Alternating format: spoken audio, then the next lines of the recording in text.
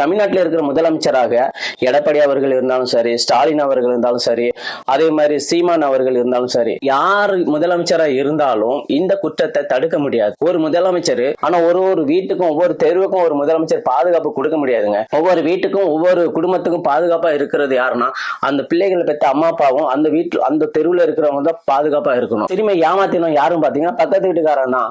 அதாவது எல்லாருக்கும் அந்த தெருவுல எல்லாருக்கும் தெரிஞ்சவங்க தான், அங்க அம்மா அப்பாவுக்கு எல்லாருக்கும் தெரிஞ்சவங்க தான். அவன் தான் தெரிஞ்சவனாக இருந்த அவன் தான் போய் அந்த பொண்ணை கூட்டு போய் இந்த மாதிரி பண்ணிட்டான். இத மாதிரி ஒவ்வொரு பெண்களுக்கு நடக்கிற குற்றங்கள் அக்கிரமங்கள் எல்லாத்தையும் பாத்தீங்கன்னா தெரிஞ்சவங்க தான் பண்றாங்க. பாத்தீங்கன்னா இதுக்கு முன்னாடி நிறைய சம்பவங்களை நீங்க எடுத்து பாருங்களேன். ஒரு கொலை கற்பழிப்பு எல்லாத்துக்குமே தெரிஞ்சவங்க தான் பண்றாங்க. முன் பகையினாலதான் பண்றாங்க. இச்சை காமருகம் ஆசைனால இந்த பாவத்தை பண்றாங்க.